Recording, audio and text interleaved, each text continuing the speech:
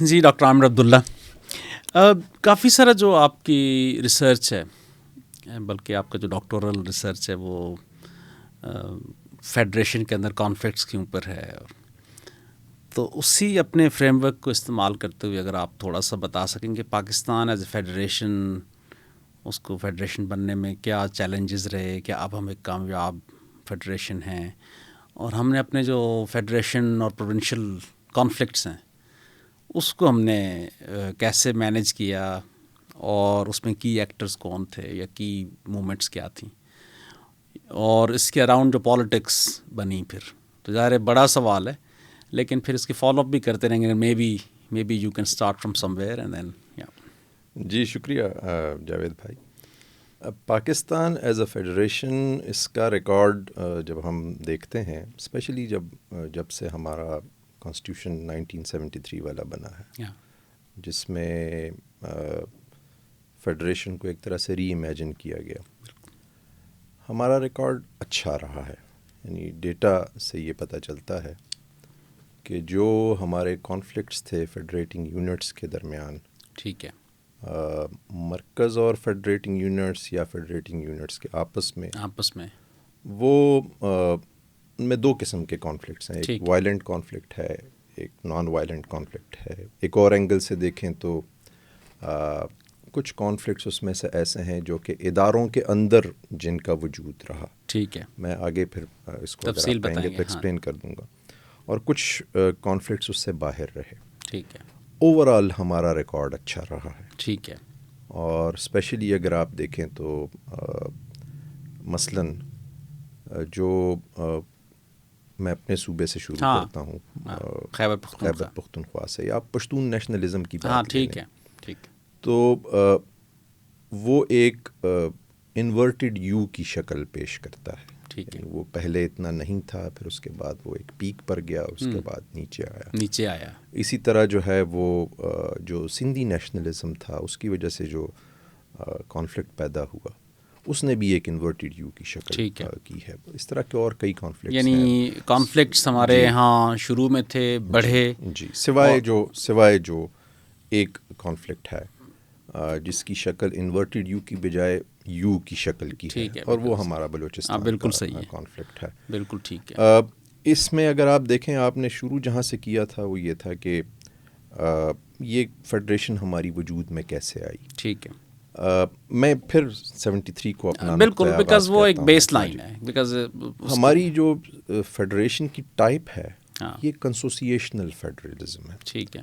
اس کی ڈیفینیشن میں آپ جائیں تو بہت ساری چیزیں ہیں. میں اس کو وہ قرآن کی اصطلاح میں مؤلفۃ القلوب والی فیڈریشن کہتا ہوں، جس میں ایک دوسرے کا خیال رکھا جاتا ہے اور تھوڑا سا ایک دوسرے کا لحاظ کرنے کی کوشش کی جاتی ہے. یہ ہے کہ جو بلکہ آپ چونکہ سرکار میں بھی رہے ہیں تو ایک بڑی وزاداری سی ہے جو میٹنگز ہوتی ہیں اس میں. جی اس میں لوگ اس میں یہ چیزیں ہوتی ہیں. بعض اوقات جو ہے مثلاً ہمارا جو NFC کا ادارہ رہا ہے، اس کے اندر جو کانفلکٹ رہا ہے، اور اداروں کے اندر جو کانفلکٹس ہوتے ہیں، میں نے ان کو مثبت کانفلکٹ کے طور پر ٹریٹ کیا ہے اپنے کام میں. میرے خیال میں اس میں ایک دوسرے کا لحاظ کرنا، ایک دوسرے کا خیال کرنا، اور جو کمزور فیڈریٹنگ یونٹس ہیں ان کو ان کے حصے سے تھوڑا زیادہ دے دینا. ٹھیک ہے. اور یہ ہم نے صرف اس میں نہیں اور بھی کئی جگہوں پر دیکھا ہے.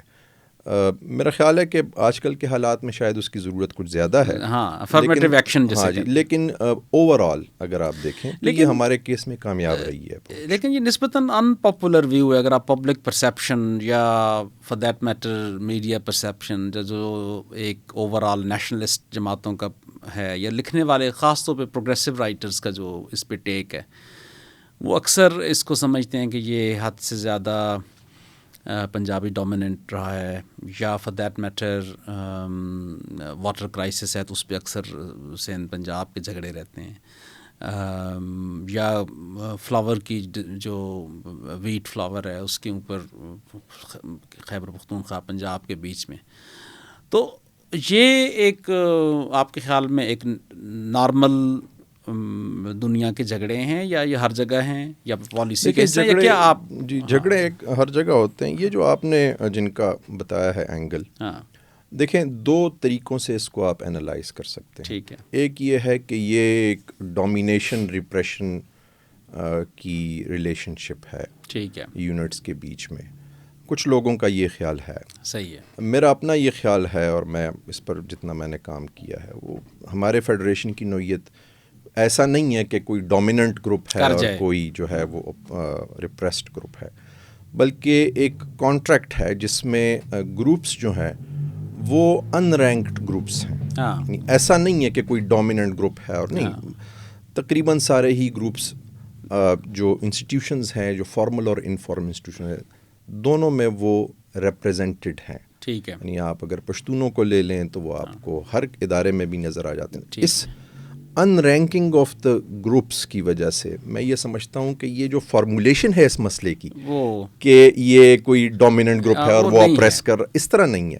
یہ ایک کانٹریکٹ ہے لوگوں کے درمیان جس میں اس پر اختلاف ہو جاتا ہے کہ تم کانٹریکٹ کی ٹرمز پوری کر رہے ہو اور میں پوری کر رہا ہوں، جو ایکچولی مثبت ہے، جو ایکچولی مثبت ہے. یعنی اگر کانسٹیٹیوشن میں لکھا ہوا ہے، آپ نے مثال دی کہ ویٹ فلاور کی جو موومنٹ ہے، اگر کانسٹیٹیوشن میں یہ ضمانت دی گئی ہے کہ جو ٹرانسپورٹیشن ہوگی وہ فری فلو آف گڈس کی ہوگی، تو وہ دوسرا جو فریق ہے وہ یہ نہیں کہہ رہا کہ تم میرے اوپر کوئی آپریشن ہو رہی ہے. وہ کہتا ہے کہ بھائی یہ آپ نے میرے ساتھ کانٹریکٹ کیا نہیں کر رہے آپ اس کو آنر نہیں کر رہے.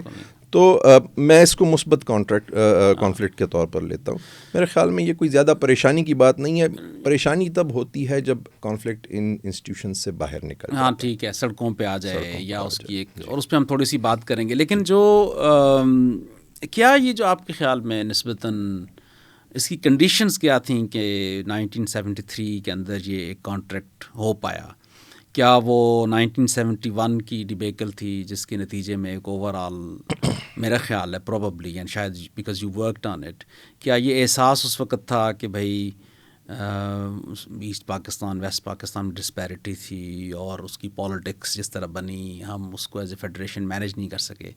سو یو تھنک، بظاہر مجھے لگتا ہے کہ پروبیبلی اس سے لیسن لرن کی ہم نے، اس کی بنیاد پہ 73 کا کانسٹیٹیوشن بنا اور اس کے نتیجے میں یہ ادارے بنے جو آپ نے، میرے خیال اس کو نام دینا چاہیے، NFC ایوارڈ ہے یا ارسا ہے فار دیٹ میٹر، باقی بھی شاید ریگولیٹری اتھارٹیز کوئی ہوں گی، انرجی کی بھی ہوں گی یا اس کی. تو یہ کیا بات تھی؟ صرف یہی چیز نہیں، ہماری تاریخ نے بھی اس میں اپنا حصہ ڈالا ہے. ٹھیک ہے. ہم نے جو پری پارٹیشن چیزیں جو تھیں، مثلا 1940 کا جو ریزولوشن تھا، اس کا بھی اس سوشل کانٹریکٹ کے اس کانسٹیٹیوشن کی تشکیل میں اپنا ایک کردار رہا ہے. اس کے بعد جو 47 to 71 جس دور سے ہم گزرے، اس میں جو لیسنز ہم نے لرن کیے، 73 کا کانسٹیٹیوشن ایک طرح سے کمپرومائز ڈاکومنٹ ہے.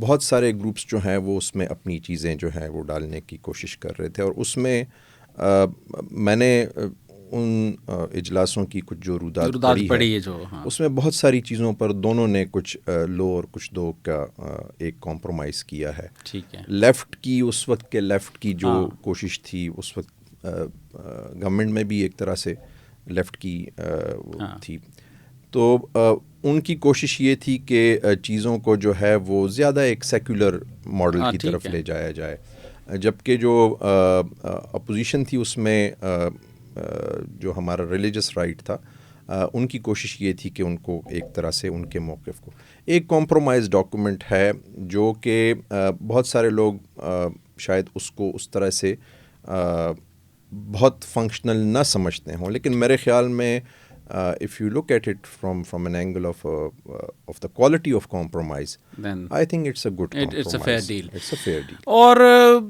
اس میں ایک اور چیز بھی اس وقت، یعنی ایک طرف تو جو نیگوسیشنز ہو رہی تھی لیفٹ اور رائٹ کی، اس میں ایک پاور پلے تھا، اور ایک جو ہے وہ مرکز گریز قوتوں اور مرکز پسند قوتوں کے درمیان بھی تھا. بالکل. اور اس میں پھر یہ کمپرومائز جو ہے ہم نے ایوالو کیا کہ ایک کانکرنٹ لسٹ ہم نے بنا دی، جس میں ہم نے کہا کہ جی 10 سال کے لیے وہ اچھا تھا، اور وہ ایک کمپرومائز تھا، جو ارینجمنٹ تھا، جو کچھ عرصہ زیادہ چل گیا، لیکن وہ بھی ایک there is a way to delay some issues and solve it. So in a way design wise it was still remarkable کہ کیا اس کو شاید مثلاً آج کل ہمارے دوست ہیں آصف محمود صاحب، وہ اس پر ایز اے ڈاکیومنٹ وہ اس کے اوپر تنقید کرتے ہیں، لیکن میرے خیال میں as a compromise it's a very good compromise. ٹھیک ہے. جو اس کی نتیجے میں ادارے بنے، یعنی ہم دونوں پہلوؤں پہ بات کر لیں گے، پہلے اداروں پہ کر لیں، ان کی ایولیوشن یا کیپیبلٹیز کیا رہیں. مثال کے طور پر سب سے ریلیونٹ جو ہے وہ نیشنل فائنانس کمیشن ہے، جس کے اندر یہ یعنی یہ بار بار ہوئے، جس کے نتیجے میں ٹیکسیشن یا فیڈریشن کے پاس کتنے پیسے ہیں اس کے پاس کیوں.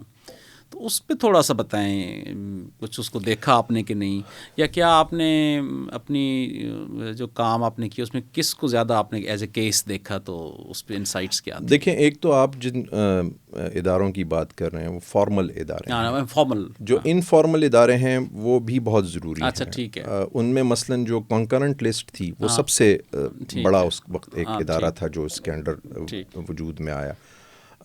اس کو اگر دیکھیں تو میرے خیال میں اس کے اوپر ہمارا جو ریکارڈ ہے وہ اتنا اچھا نہیں ہے. ٹھیک ہے. نہیں، وہ 10 سال کے لیے کچھ چیزیں مرکز کے پاس رہنے دی گئی تھیں، اور اس کمپرومائز پر جو ہے وہ جو مرکز گریز قوتیں تھیں وہ راضی ہو گئے تھے. ٹھیک ہے. لیکن جب وہ پورا نہیں ہوا تو انہوں نے اپنے جو اوریجنل ڈیمانڈس تھے اس سے وہ آگے بڑھ گئے. ظاہر ہے وہ اس سے آگے بڑھ گیا، اور اس میں پھر چیزیں جو ہیں وہ شامل ہوتی گئیں. 18ویں ترمیم کے بعد جو ہے وہ ہم اس نتیجے پر پہنچے کہ یہ جو ہم کر رہے ہیں اپنے اس سوشل کانٹریکٹ کے ساتھ یہ ٹھیک نہیں ہے. ٹھیک ہے. And at last we got rid of that. ٹھیک ہے. سو ہم بعد از خرابی بسیار اس جگہ آئے جس پر ہمیں شاید 20 سال پہلے آ جانا چاہیے تھا، لیکن چلیں دیر آیت درست آیت. اس کے بعد آپ نے پوچھا مثلاً NFC ہے. NFC جو ہے اس نے اٹ ورک ویری ویل اس میں، لیکن اگر آپ ریسنٹ ریکارڈ دیکھیں تو شاید وہ اتنا اچھا نہیں ہے. مثلاً جو اس وقت جس NFC ایوارڈ کے تحت وسائل کی تقسیم ہو رہی ہے اس کو ایکسپائر ہوئے 8-9 سال گزر چکے ہیں. ٹھیک. اس دوران کئی زمینی آئینی حقیقتیں نئی وجود پذیر ہو چکی ہیں. مثلاً فاٹا جو ہے وہ پختونخوا کا حصہ بن چکا ہے، لیکن NFC کے تحت وہ ابھی تک اس کا شیئر پختونخوا کو نہیں مل رہا. ٹھیک. تو یہ ضروری ہے کہ جو انسٹیٹیوشنز آپ نے آئین کے تحت بنائے ہیں وہ ساتھ ساتھ اڈیپٹ کرتے جائیں اگر سچویشن چینج ہوتی جائے. تو ہمارے لیے یہ اب ارسا کا آپ نے ذکر کیا. ارسا ہم نے ایک وقت میں بنایا جس وقت شاید کلائمیٹ چینج کا اتنا 1991 میں ہم نے وہ کیا تھا، معاہدہ کیا تھا. تو کلائمیٹ چینج اور واٹر اسکیرسٹی اور گلیشیئرس کی میلٹنگ جو ہے وہ اتنے بڑے ایشوز نہیں تھے. Now is the time to go back to the drawing board, اور ہم دیکھیں کہ ہم اپنے انسٹیٹیوشن کو دوبارہ کیسے جو ہے وہ ریجوینیٹ کر سکتے ہیں. اور جو کہ اس سے ریلیٹڈ ہے، ہم تھوڑا سی اس کی سیاست پہ بھی آئیں گے. لیکن ابھی جو بحث ہے اس وقت، اور کچھ لوگ کہتے ہیں کہ شاید 26ویں یا 27ویں ترمیم آئے گی اب، جس کے اوپر پروبیبلی ایک انڈر کرنٹ ہے کہ شاید صوبوں کے پاس ذرا زیادہ وسائل چلے گئے ہیں، اور اس پہ بے شمار باتیں بیک اینڈ فورتھ ہو رہی ہیں. اس پہ آپ کا ٹیک کیا ہے، اور ایگزیکٹلی اس کو کیسے دیکھا ہے آپ نے؟ یہ جو ریسنٹ بحث چل رہی ہے، دیکھیں جو اس پہ بہت زیادہ اوپن نہیں ہے، لیکن ہے بحث بظاہر ایک ہے کہ جی وہ تو جب ترمیم آئے گی تو دیکھیں گے کہ اس میں کیا ہے. 26ویں ترمیم کے بارے میں بھی ہم سنتے تھے کہ اس میں مثلاً آئینی کورٹ ہوگی وغیرہ وغیرہ. وہ بعد میں پتہ چلا کہ وہ آئینی بینچ تھا. ایک تو بعض اوقات پبلک ویو میں بڑے ایکسٹریم فارم میں آ جاتے ہیں. جی ایکسٹریم فارم میں آ جاتے ہیں. تو لیکن جنرلی جو وسائل کی تقسیم جس طریقے سے ہو رہی ہے، یعنی دیکھیں وسائل تو NFC کے تحت تقسیم ہوتے ہیں. اس کا 18ویں ترمیم سے تو ایس سچ کوئی تعلق نہیں ہے. تو اس کے لیے آپ جب NFC کو ری نیگوشیٹ کریں گے تو پتہ چل جائے گا کہ کس کے پاس کتنے پیسے جو ہیں وہ جانے ہیں. 18ویں ترمیم میں البتہ یہ ہوا 18ویں ترمیم میں کہ آپ نے جو کنکرنٹ لسٹ ختم کی وہ آپ نے محکمے مکمل طور پر صوبوں کو دے دی. اب صوبے جو ہیں ان کے پاس آپ نے ٹھیک ہے وسائل بھی دے دیے، لیکن اس طریقے سے ان کے اوپر ذمہ داریاں بھی بہت بڑھ گئیں. اچھا، بعض صوبوں نے اس کو اچھے طریقے سے مینیج کیا، اور نام لینے کی ضرورت نہیں ہے میرے خیال میں. اور کچھ دوسرے صوبوں نے جو زیادہ وسائل ان کو ملے، میرے خیال میں کافی حد تک ضائع ہوا. ہاں ٹھیک ہے. تو اس پر آپ یہ نہیں کہہ سکتے کہ جی اس کا کیا امپیکٹ رہا اور ان سے واپس لینے چاہیے یا نہیں لینے چاہیے. ہو سکتا ہے کہ ایک صوبہ جو ہے اس وقت زیادہ بہتر صورتحال میں ہو اور آپ اس سے کہیں کہ جی آپ کو زیادہ وسائل جا رہے ہیں, ہم آپ کو اور نہیں دیں گے, تو شاید وہ اس کو بھگت جائے. لیکن کچھ اور صوبے جو ہیں وہ انہوں نے اپنی حالت کو نہیں صحیح کیا تو وہ اس کو نہیں بھگت سکیں گے. اور اس کے مطابق, اور خاص طور پہ میرے خیال ہے کیپیبلٹیز جو چاہیے ہوتی ہیں اس وسائل کو پروگرام کرنے کے لیے. ایون بعض صوبوں جن کے پاس زیادہ پیسے جا رہے ہیں, وہ بھی ایک بحث یہ ہے کہ اکثر جو انویسٹمنٹس ہیں بجٹس میں وہ نان پروڈکٹیو اسکیمز کے اوپر اسٹرکچر ہو جاتی ہیں ساری سے, جو اپنی جگہ ضرورت ہے پولیٹیکل بھی, یا لوگوں کا معیار زندگی بہتر ہوتا ہے, لیکن 40-50% لوگ جو ہے نا وہ اکثر غریب اس لیے ہیں کہ ان کو خاص طور پہ ایک روزگار کے مسائل ہیں اور انویسٹمنٹس میں, اور یہ جو لینڈ کیپٹل اور یہ اس کے اندر اپرچونٹی پیدا نہیں ہو رہی کہ ینگ انٹرپرنور جو ہے نا وہ ایکسیس کر سکیں لون تک یا صلاحیتوں تک. یا تو اس وجہ سے بہت سا پیسہ جو ہے وہ بعض اوقات لگ رہا ہے ڈیولپمنٹ کے اوپر, لیکن وہ بہت لانگ ٹرم اس کے کوئی بینیفٹس ہیں اور وہ امیڈیٹ. میرے خیال میں ایسا نہیں ہے کہ وہ ہر جگہ ایسی صورتحال نہیں ہے. یعنی ایک آدھ صوبے میں ہے, لیکن کچھ صوبوں میں بہت سارا پیسہ جو ہے وہ پبلک سیکٹر کی ایکسپینشن پر لگ گیا. ٹھیک ہے, ہم نے بات اس پہ کی ہے کچھ عرصہ پہلے ہماری آپس میں جو گپ شپ رہی, تو پبلک سیکٹر کو 50% تک ایکسپینڈ کر لیا گیا. which is unsustainable. آپ کی اگر صوبے کے جتنے ریسورسز ہیں ان کا 95-96% اگر فیڈرل گورنمنٹ سے مختلف مدات میں ریسیو ہو رہا ہے, اور اس کے بعد جو ہے آپ کی وہ جو ہو رہا ہے اس کو آپ تقریباً 95% جو ہے وہ آپ سیلریز اور پینشن میں ادا کرنے پر لگ جائیں, تو آپ کے پاس انویسٹمنٹ کے لیے کچھ نہیں بچتا. ایگزیکٹلی وہی پوائنٹ ہے جو میں کہہ رہا ہوں. جی ایگزیکٹلی, وہ بیسیکلی اس کا there is a way to invest that money, اور اگر وہ حد سے زیادہ آپ روزگار, اس کے بھی تو نان پروڈکٹیو ہی ہے نا. تو اس میں جو ایک ان لاک کرنے نا پوٹینشیل, اکنامک پوٹینشیل صوبوں نے اپنا, اس میں اپرچونٹی موجود ہے کہ وہ اس کو نسبتاً جو ہے نا وہ private sector approach, market development یا اس میں لا سکیں. ہمارا پھر بھی ایک پبلک سیکٹر لیڈ ڈیولپمنٹ کرنے کی ہم کوشش کر رہے ہیں, جو بہت معنوں میں بعض اوقات یہ بیسک بات ہے. جی بالکل. اچھا ڈاکٹر صاحب یہ بتائیں کہ جو اس پوری جرنی تھی فیڈریشن کو مضبوط بنانے کی, اس میں پھر یا اس کو کانفلکٹ مینیج کرنے کی, اس کے اراؤنڈ جو پالیٹکس تھی خاص طور پہ پھر اس میں نیشنلسٹ پارٹیز ہیں یا اس کو آپ نے دیکھا ہوگا, اور وہ کیسے ایوالو ہوئی in terms of their understanding of the issues, in terms of یا مثال کے طور پر اگر خیبر پختونخوا کے کیس ہے تو اس میں ANP ہے, یا اگر بلوچستان نیشنل پارٹی ہے, یا سندھ کی پارٹیز ہیں, یا پنجابی ایلیمنٹ ہے, بعض اوقات وہ ابھر کے آ جاتا ہے مین اسٹریم پارٹیز میں بھی. تو اس ڈائنامک کو, اس ایولیوشن کے اندر کیا مختلف ٹرینڈز یا پیٹرنز دیکھے آپ نے؟ جو میرے خیال میں جو ہماری پالیٹکس ہے وہ وقت کے ساتھ ساتھ آہستہ آہستہ جو سینٹریفیوگل ہماری ٹینڈنسیز ہیں وہ کم ہوئی ہیں, اور ہمارے جو پولیٹیشینز ہیں, مثلاً میں مثال دیتا ہوں, آپ نے KP کا چونکہ پوچھ لیا, ولی خان صاحب جو ہیں وہ کسی زمانے میں ان کی پالیٹکس کچھ اور تھی, ایک دفعہ خود وہ پھر کھڑے ہوئے اور انہوں نے کہا کہ جی وہ جو پشتونستان کا ایشو تھا وہ ہمارے لیے اب نان ایشو رہ گیا. ٹھیک ہے نا, اس وقت ان کی پارٹی جو ہے وہ اس پہ بات فیڈریشن ہی کی سیاست کرتی ہے, وہ اپنے صوبوں کے حقوق کی بات کرتے ہیں, اور اس میں ہلکی پھلکی موسیقی بھی چلتی رہتی ہے, لیکن یہ ہے کہ وہ اوور آل وہ کانسٹیٹیوشن فریم ورک کے اندر ہی ہیں. ہمارے کراچی میں جو مہاجر قومی موومنٹ جو ہے وہ ایک زمانے میں اس کا ایسا غلغلہ تھا کہ لگتا تھا کہ وہ پتہ نہیں جناح پور بن جائے گا, تو یہ ہو جائے گا, وہ ہو جائے گا.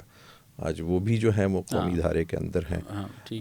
میرے خیال میں آپ سرائکی والوں کو دیکھ لیں, آپ جو ہیں تو پالیٹکس اس کی ایک گریجول سفر رہا ہے مسلسل ایک نیشنلسٹ دھارے کے اندر آنے کے لیے.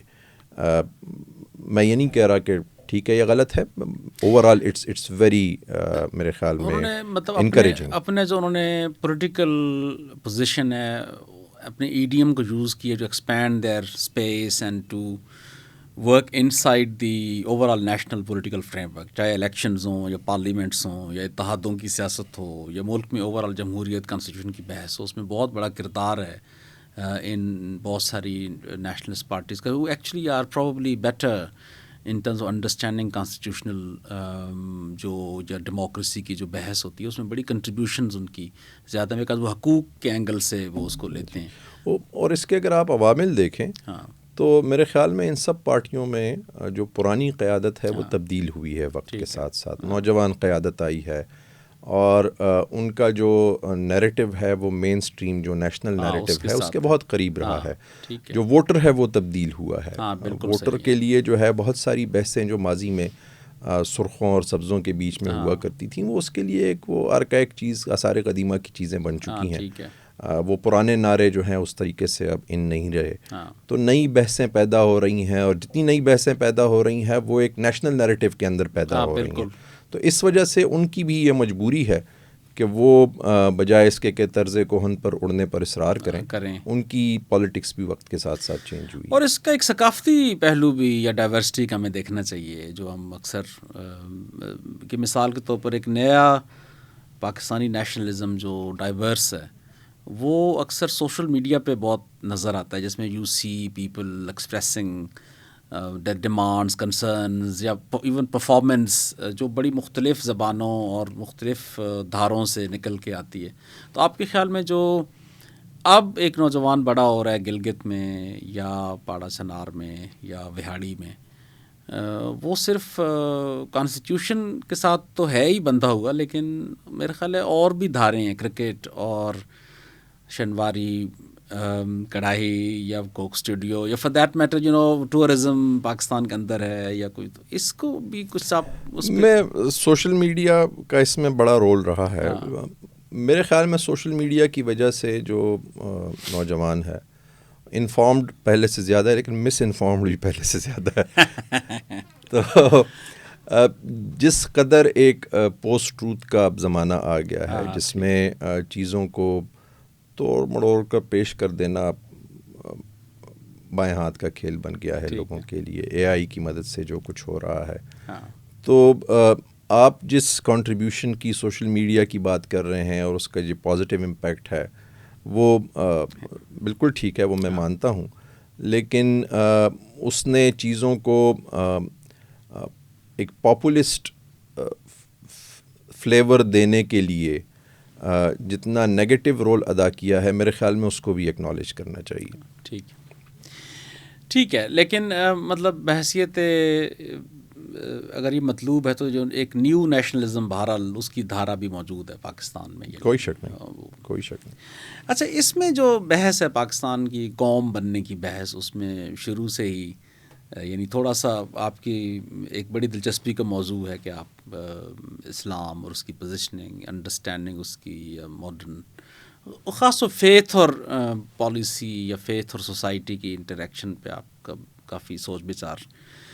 تو میں جاننا چاہ رہا تھا کہ جو پاکستان میں کافی کنٹروورشل بھی رہی اسلام اور کانسٹیٹیوشن کو کرنے سے، ایک مستقل جو ہے نا وہ بحث بن گئی، جیسے بائنری ہوتی ہے سیکولر یا اسلامسٹ، اور اس میں پھر پولیٹیکل اسلام بھی ایوالو ہوا، پھر اس کے اپنے ریپرکشنز بنی جو بحث بن گئی، جس میں بہت سارا ہم نے اس کے 90s یا ارلی پوسٹ 9/11 جو اس کی وائلنٹ شکل اختیار کر لی اس نے.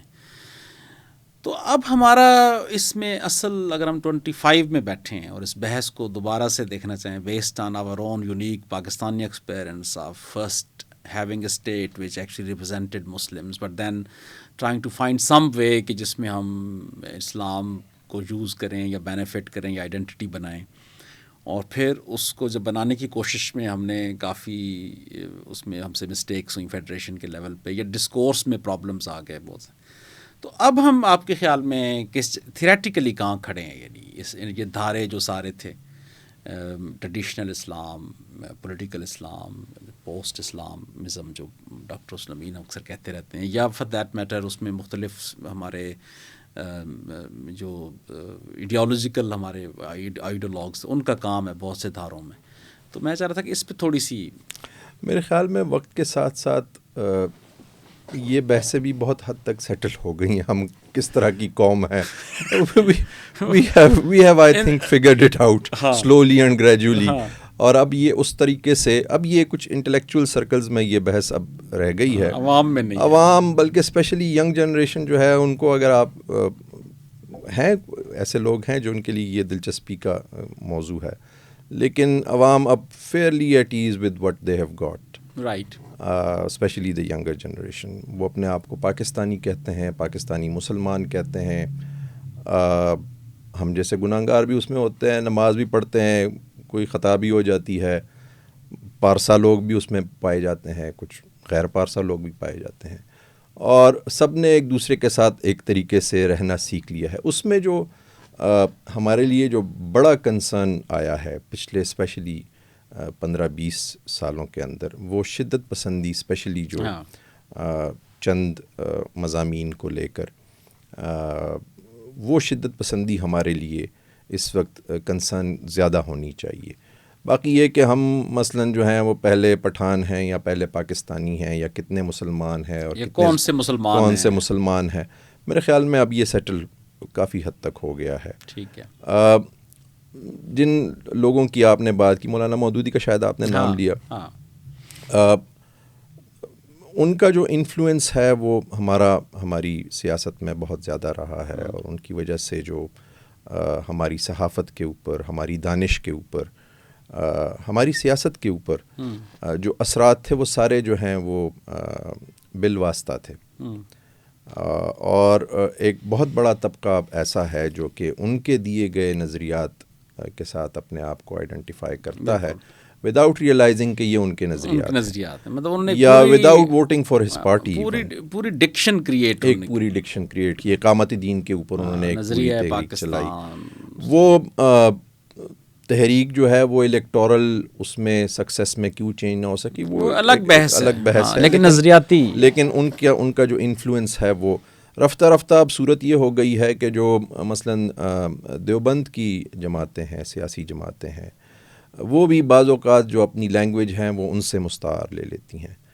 میں نے بعض اوقات دیکھا ہے ان کے ایسے لوگوں کو جو کہ زیادہ ٹرمز کی بیک گراؤنڈ کو نہیں جانتے, وہ بھی اقامت دین کا جو وہ ہے وہ یوز کر جاتے ہیں, جو کہ ایک مخصوص اپنی ایک وہ رکھتا ہے ان کے فریم ورک میں. تو چیزیں امیلگمیٹ ہوئی ہیں آہستہ آہستہ, اینڈ فار دا بیٹر ہوئی ہیں. پاکستانی نیشنلزم میرے خیال میں انٹرنچ ہوا ہے اس کی وجہ سے. پارٹیز چاہے سیاسی ہوں چاہے مذہبی سیاسی ہوں, وہ بھی ایک مین سٹریم نیریٹو کی طرف اپنے. لیکن ڈاکٹر صاحب یہ بھی تو بتائیں نا کہ اس کی وجہ سے لوگوں نے سفر بھی کیا ہے. ایک تو ایکسٹریمزم کی وجہ سے کیا ہے سفر, جو ایکچوئل لاسز ہیں, لیکن ایک جو لبرل سپیس ہے وہ بھی کم ہوئی ہیں. لبرل دانشور جو ہیں وہ چاہے وہ یونیورسٹیوں میں ہوں یا پروفیسرز ہوں, یا ان کو بہت دے فیلٹ ویری سفوکیٹڈ, اور ان کو لگا یہ کہ ان کی اسپیس کم ہوتی چلی گئی, اور پہلے اسپیس کم ہوئی, پھر کچھ چیزوں پہ بالکل ہی ان کو مارجن پہ کر دیا, اور اب ایک رواج چل پڑا ہے جیسے کہ بھائی پوری, اور ہم چینج کرتے رہتے ہیں, لیکن اب میں نے پچھلے 2-3 سالوں میں دیکھا ہے کہ پوری جو رولنگ ایلیٹ ہوتی ہے اس وقت کی, یعنی جو بھی, وہ چاہتی ہے کہ ایک ہی کوئی بیانیہ ہو اس وقت, اور اس کی وجہ سے پھر باقی جرنلزم میں بھی لوگ سفر کرتے ہیں. اور یہ آپ کے خیال میں جو لبرل سپیس ہے, یہ ایک مسئلہ ہے پاکستان کا, کہ پاکستانی چاہے جیسی بھی ڈائیورسٹی رہنی چاہیے پوزیشنز میں, اور چاہے ہماری اوپینین کچھ بھی ہو, لیکن بات کہنے اور بات کے اوپر جو میرا خیال ہے, ایون بعض اوقات مجھے لگتا ہے بائی دا وے کہ ایون جو 1947 سے پہلے 20-30 سال تھے, اس میں بہت زیادہ ڈائیورسٹی تھی اوپینینز میں, اخبارات اور کانگریس کے بھی اس میں. اب لوگ اور ہم نے میں آپ سے اتفاق کرتا ہوں. میں نے اسی وجہ سے کہا کہ جو زیادہ کنسرن کی بات ہے وہ پرانی بحثیں نہیں رہی. شدت پسندی جس طریقے سے آئی ہے, تو جو آپ اشارہ کر رہے ہیں جس کی طرف, وہ اسی کی وجہ سے وہ مسئلہ بڑا ہے. وہ اسی کی وجہ سے نہیں. اگر کوئی شخص اپنی بات کہتے ہوئے جھجک رہا ہے, یا اس کو جان کا یا عزت کا خطرہ درپیش ہو گیا ہے اپنی بات کہنے سے, وہ اسی شدت پسندی کی وجہ سے ہوا ہے. بدقسمتی سے ہماری اسٹیٹ نے اس طرح کے رویوں کی حوصلہ افزائی کی ایک دور میں. اب شاید ایک طریقے سے ایک طرح سے اس کا خیال بڑھ رہا ہے کہ ہم نے غلطی کی, لیکن جو رویے انٹرینچ ہو چکے ہیں اس کو اب رول بیک ہونے میں بھی 1-2 جنریشنز لگیں گی. 1-2 جنریشنز جی, کم از کم. اس کی وجہ یہ ہے کہ آپ نے جو نسل تیار کر دی ہے ایک نیریٹو کے اوپر, وہ آپ نے کہاں سے تیار کی؟ آپ نے اسکولوں میں ان کو یہی پڑھایا ہے, آپ نے مدرسوں میں یہی پڑھایا ہے, آپ کے دانشوروں نے اس کو میڈیا پر بیٹھ کر یہی سبق دیا ہے, آپ کے اخباروں نے روز اس کے اوپر لکھا ہے.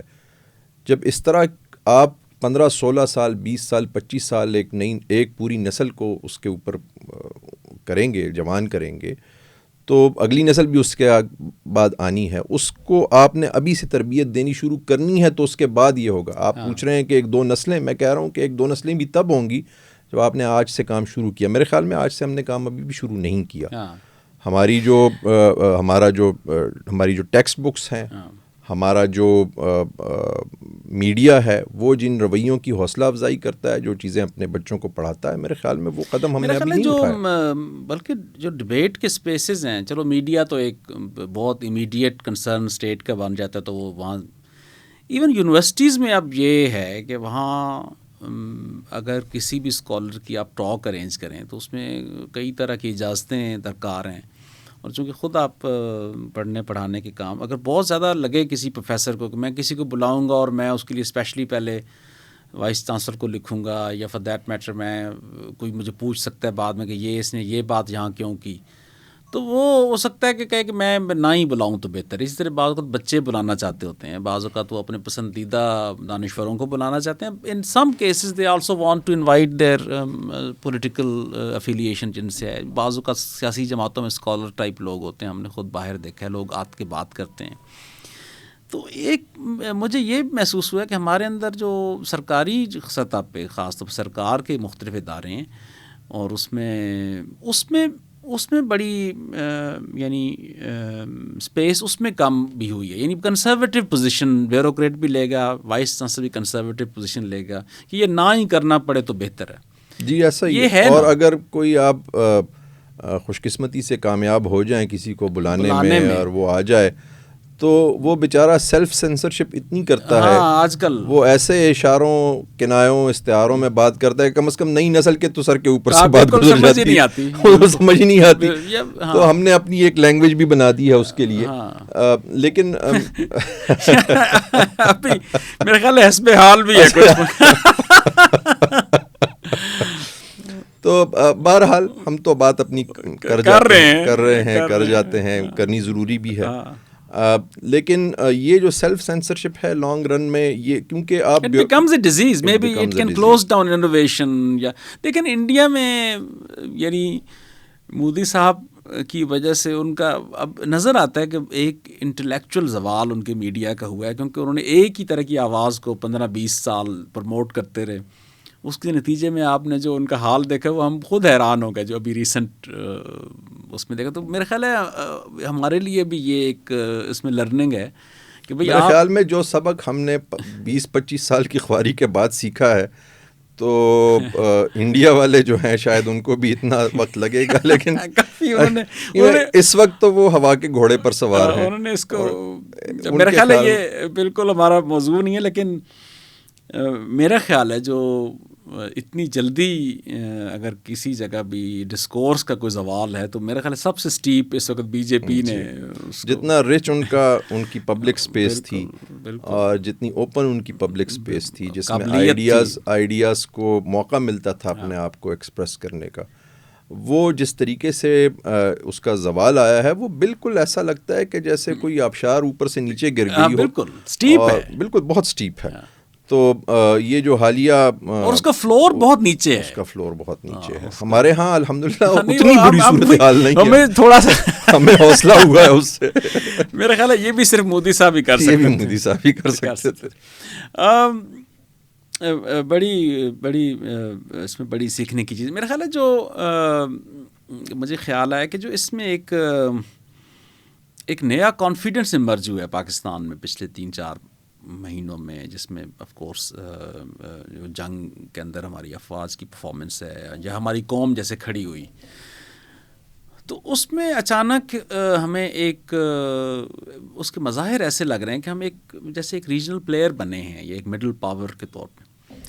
تو کیا we are reading too much from this success? Is it too early to do that? Is it important to say that because ہم نے اتنا عرصہ بری خبریں سنی تو ہم کوئی حرج نہیں، کچھ عرصہ ہم اس میں رہیں؟ تو اس کو آپ کیسے؟ میرے خیال میں اس میں کوئی شک نہیں، خوشگوار حیرت سے دیکھ رہے ہوں گے. خوشگوار حیرت بھی ہے. ساری عمر ہم جس نیریٹو کے عادی رہے ہیں اپنے ملک کے بارے میں، تو وہ یکدم تھینکس ٹو مودی صاحب، میں ان کا بڑا شکر گزار ہوں، انہوں نے ہماری بڑی خدمت کی ہے. تو اس کی وجہ سے ہمیں تھوڑی سی وہ ایک آپ نے جس طرح خوشگوار حیرت کا لفظ استعمال کیا وہ تو ہے، لیکن میرے خیال میں اس کو ہمیں اب دیکھنا چاہیے کہ کون سی چیزیں ایسی ہیں جو کہ ہمارا پوٹینشیل مکمل ہونے سے ہمیں ابھی روک رہی ہیں. ہاں بالکل. اور وہ ہے ہمارا بیسکلی جو ہماری معیشت ہے. یہ ٹھیک ہے کہ ہم ایک اچھے خاصے مڈل پاور ملک کے طور پر جو ہے سیکیورٹی نیٹ سیکیورٹی پرووائڈر کے طور پر ہمارا ریجن میں ایک رول بن گیا ہے، جس کو اب یعنی ایسا نہیں ہے کہ کوئی اس کے لیے لپ سروس کرنے کی بات ہے، اب وہ ایکشنز میں آ گیا ہے. آپ ڈیفنس پیکٹس ہم کر رہے ہیں دائیں بائیں، اور سب کو جب فارن پالیسی کی کامیابیاں وہ پشتوں میں کہتے ہیں جب سورج چڑھتا ہے تو وہ سب کو نظر آ جاتا ہے، وہ دیکھ رہے ہیں وہ سب کو نظر آ رہا ہے. جو چیز ابھی ہمیں کرنے کی ہے وہ ہمیں اپنی معیشت کو پھر اس لیول پر لانا ہے جو کسی مڈل پاور کے لیے ضروری ہے، کیونکہ اس کے بغیر جو ہے یہ چیز سسٹینیبل نہیں ہے. ہم نے ایک مقام حاصل کر لیا ہے، اس کو اب سسٹین کرنا ہے، اس کے اندر جو ہے وہ اس کو کنسولیڈیٹ کرنا ہے، اس کے لیے معیشت بہت ضروری ہے. اور کیا اس کے لیے ہمارے سیاسی نظام میں اتنی سکت ہے کہ ان گینز کو وہ کنورٹ کر سکے ایک سسٹینیبل پاتھ کے اندر، جس میں مختلف ہماری سیاست، ہماری معیشت، ہماری سماجی ترقی اکٹھی چل پا رہی ہوں؟ دیکھیں اس وقت تو سیاست سنس جولائی 2017 ایک ہم جو ہمارے ہاں ورڈ اس کے لیے یوز ہو یوفیمزم ہے، ہائبرڈ سسٹم جس کو آج کل کہا جاتا ہے. تو سیاست تو اس طریقے سے کوئی کلاسک طرز کی سیاست تو ہو نہیں رہی. ٹھیک ہے. جو سیاست اس وقت ہو رہی ہے وہ شاید اس ماڈل کے لیے زیادہ سوٹیبل ہے. ٹھیک ہے. اس کام کے لیے زیادہ سوٹیبل ہے، جس میں ایک سینٹرلی کمانڈڈ اکانومی ہو اور وہ جو ہے وہ سب کو ایک اس پر لگا دے. کیا یہ ہماری سوسائٹی کے لیے 10-15 سال بعد جو ہے وہ بہتر ہوگی؟ Jury is still out. ایسا نہیں ہے کہ ہم کہیں کہ ہاں جی ہو جائے گی، میرا خیال نہیں ہے. میری اپنی اپریہینشن ہے میری کہ ہماری سوسائٹی کے لیے یہ صحیح ثابت نہیں ہوگی. ہمیں ایوالو کرنا پڑے گا، چیزوں کو تھوڑا سا چینج کرنا پڑے گا. اب نہیں 4 سال بعد کر لیں، 8 سال بعد کر لیں، جب بھی، but we have to, we must. And I think Mushtaq Khan scholar ہیں سویس میں پولیٹیکل اکانومی کے، اور وہ بنگلہ دیش اور پاکستان کی معیشت کے اوپر اس کی بات وہ یہ کرتے ہیں کہ فرق یہ ہے کہ ایک میڈیٹنگ کلاس ہوتی ہے بٹوین ایلیٹ اینڈ پیپل، جو کہ پیٹرنیج ڈسٹریبیوٹ کرتی ہے. بنگلہ دیش میں یہ میڈیٹنگ کلاس چونکہ ساری انٹرنیشنل ایڈ یا انویسٹمنٹ جو ہے نا وہ ایک مڈل کلاس کے ذریعے نیگوسیٹ ہوئی، تو وہ ہیومن ڈیولپمنٹ میں اور انڈسٹری کی ڈیولپمنٹ میں وہ اس کی مظاہر نظر آتے ہیں. لیکن پاکستان میں اکثر جو انٹرنیشنل ایڈ بھی یا بعض اوقات جو ملٹی لیٹرل کے وہ چیزیں وہ اکثر نیشنل سیکیورٹی کے تناظر میں ہمیں ملے ہیں، تو وہ لوگوں کے بجائے وہ ایک سیکیورٹی اکانومی میں بھی یا بعض اوقات ایک بالائی طبقات میں گھومتے رہتے ہیں وہ، اور وہ بہت اس کے ٹرانسلیٹ نہیں ہوتے زمین پر. میرے خیال اسی آرگومنٹ کی جو اگلی ورژن شاید یہی ہے کہ بھائی بیسکلی آپ جو بھی آئیڈیاز لا رہے ہیں اس کی گراؤنڈڈنس کیا ہے زمین پر یعنی. اور مجھے یاد ہے پشاور میں ہم ایک مذاکرے میں شریک تھے جس میں لوکل گورنمنٹ پہ ہم نے بات کی ایک دفعہ. تو جو بہت سے ایسے انسٹیٹیوشنز چاہیے جو عوام کو لنک کرے ٹو ایکسیس ریسورسز یا انفلوئنس، وہ میرا خیال ہے مسنگ ہے. یعنی میرا ٹیک اس میں اور ہے. میرا یہ خیال ہے کہ یہ جو ایک نیگوشیٹنگ کلاس ہے اس کی شاید پاکستان میں بھی اس کا ہمارے پاس ایک پیرالل موجود رہا ہے جس کو حمزہ علوی جو ہیں وہ سیلریٹ کے نام سے جو ہے وہ یاد کرتے ہیں. یہاں بھی ڈیولپمنٹ کنسلٹنٹس پریکٹیشنرز کی ایک بڑی تعداد ہے. یہاں یہ ٹھیک ہے کہ سیکیورٹی سیکٹر کو بہت فارن ایڈ ملی ہے لیکن یہاں پر ہیومن ڈیولپمنٹ کے لیے بھی اچھی خاصی فارن ایڈ ہمیں ملی ہے جو کہ اگرچہ ہمارے نیشنل یا پروونشل بجٹس میں آپ ان کو رکھ کر دیکھیں تو وہ اتنی نہیں ہوگی لیکن آپ نے مثلاً پنجاب کے ایجوکیشن پروگرام میں کام کیا ہے. ہیوج بجٹ, بالکل بہت ہیوج بجٹ تھا, باہر سے آیا اور وہ ہیومن ڈیولپمنٹ کے لیے آیا تھا. کے پی میں اسی طرح جو ہے وہ ہیومن ڈیولپمنٹ کے کام انہی دنوں میں کام ہو رہا ہے. تو میرا یہ خیال ہے کہ بجائے اس کے کہ ہم یہ دیکھیں کہ اس سیکٹر میں زیادہ پیسے گئے اس سیکٹر میں جو ایفیشنسی ہے اس پیسے کی, جس طریقے سے اس کو یوز ہونا ہے, مجھے بنیادی پرابلم اس میں نظر آتا ہے. ٹھیک ہے. میرا خیال ہے کہ یہ تو ٹھیک ہے کہ لوکل گورنمنٹ انسٹیٹیوشنس کے نہ ہونے کی وجہ سے جو کمی رہی ہے عوام کے لیے, باوجود اس کے کہ ہمارا کانسٹیٹیوشن جو ہے وہ یہ کہتا ہے کہ لوکل گورنمنٹ انسٹیٹیوشنز ہونے چاہیے, اس کی کمی کی وجہ سے جو مسائل ہیں عوام کو ایکسیس ٹو سروسز میں جو مسائل ہیں وہ تو اپنی جگہ ٹھیک ہیں, لیکن کیا ہیومن ڈیولپمنٹ کے اوپر ہمارا بالکل ہی کوئی فوکس نہیں رہا؟ میرا خیال میں ایسا یہ بھی نہیں ہے. آئی تھنک اس میں آئی تھنک زیادہ جو آپ نے بات اٹھائی وہ اگین ایفیشنسی کی ہے, اور اس کی کئی مثالیں ہمیں عام طور پہ نظر آتی ہیں. ایک ہی اسپتال ایک ادارہ جیسے چلا رہا ہے اور سامنے ایک اور اسپتال ہے وہ ہم چلا رہے ہیں اور کیسے. لیکن میرا خیال ہے اس سے ایک اور جو ایریا جس پہ میں تھوڑی سی بات کرنا چاہ رہے تھے ہم, وہ یہ تھا کہ بھئی آپ ایک مختلف آپ کو موقع ملا حیثیتوں سے کام کرنے کا, اعلیٰ عہدوں پہ سرکار میں as a bureaucrat, as a development policy implementation person, یا as a minister in the caretaker government, but which allowed you to see کیسے پلاننگ اینڈ ڈیولپمنٹ اور اکنامی ڈسکس ہوتی ہے, اور ایز اے کمنٹیٹر اور scholar.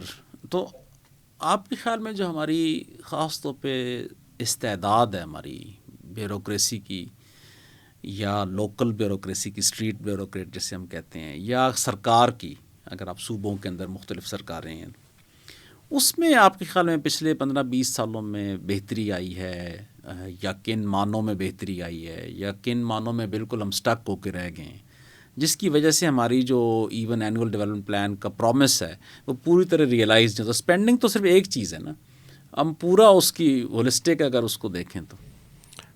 I'll start with the good aspect first. Let's just do that. میرے خیال میں جو بیوروکریسی ہماری ہے اس کی کیپیسٹی وائز وہ اچھی ہے. ٹھیک ہے. میں جب کمپیئر کرتا ہوں دوسرے ملکوں کے ساتھ, مجھے کمپیریزن کا کچھ موقع ملا ہے, ٹھیک ہے, کوئی ایسی جس طرح ساری بیوروکریسیز ہوتی ہیں اسی طرح ہے. بلکہ میرے ایک افغان دوست ہیں, وہ جب فارمر پرائم منسٹر کے اوپر نو کانفیڈنس موشن آ رہا تھا تو وہ اس میں کچھ 4-5 دن آئے جس میں بیچ میں ہمارے ملک میں کوئی پرائم منسٹر نہیں تھا. اچھا ٹھیک ہے. وہ کوئی ایسا دور آیا کہ ایک تو چلے گئے تھے گھر, دوسرے جو ہے ابھی الیکٹ نہیں ہوئے تھے.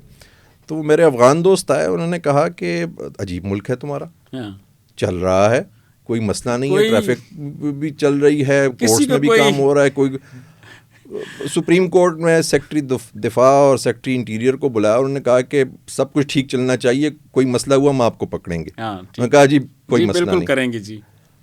ہمارا میرا وہ افغان دوست, اور وہ افغان گورنمنٹ میں ہی ریمینڈ اے منسٹر. تو انہوں نے مجھے کہا یو نو واٹ, ہماری یہ خامی ہے ہم جب کمپیئر کرتے ہیں اپنے ملک کو آپ سے, کہ ہم آپ کی طرح کی بیوروکریسی نہیں بنا سکے جو کہ ان معنوں میں امپارشل ہو. جو بھی فاتح آتا ہے کابل پر قبضہ کرتا ہے وہ اپنی بیوروکریسی لاتا ہے, دوسرا آتا ہے وہ اپنی لے آتا ہے.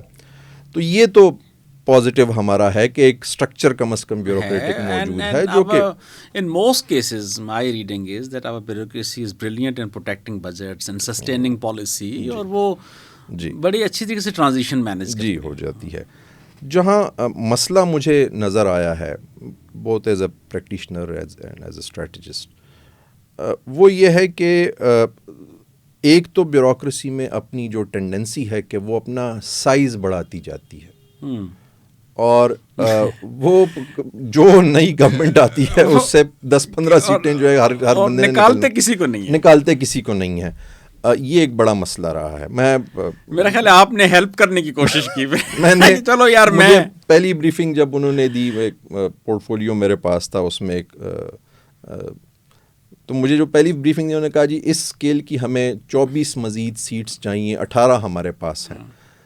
تو انسیڈنٹلی میرے والد صاحب اسی محکمے میں اسی اسکیل میں جو ہے وہ کام کرتے رہے تھے کسی زمانے میں. تو میں نے انہیں کہا کہ دیکھیں جب میرے والد کے زمانے میں یہی محکمہ جو ہے 2 پوزیشنز کے ساتھ پورا صوبہ چلاتا تھا, آج آپ کے پاس 18 ہیں, 24 آپ کو مزید چاہیے, اور اگر میں آپ کے ساتھ کام کرنے بیٹھ جاؤں تو کام ایکچولی کم ہوا ہے. جو جتنی کمپیوٹرائزیشن وغیرہ ہوئی ہے اس میں کام کم ہوا ہے.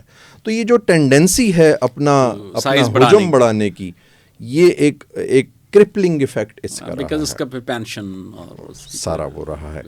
دوسرا جو میں نے دیکھا ہے, آپ نے ایک چیز کہا ہے کہ وہ پالیسیز کی کنٹینیوٹی, میں اس سے اختلاف کرتا ہوں. ٹھیک ہے.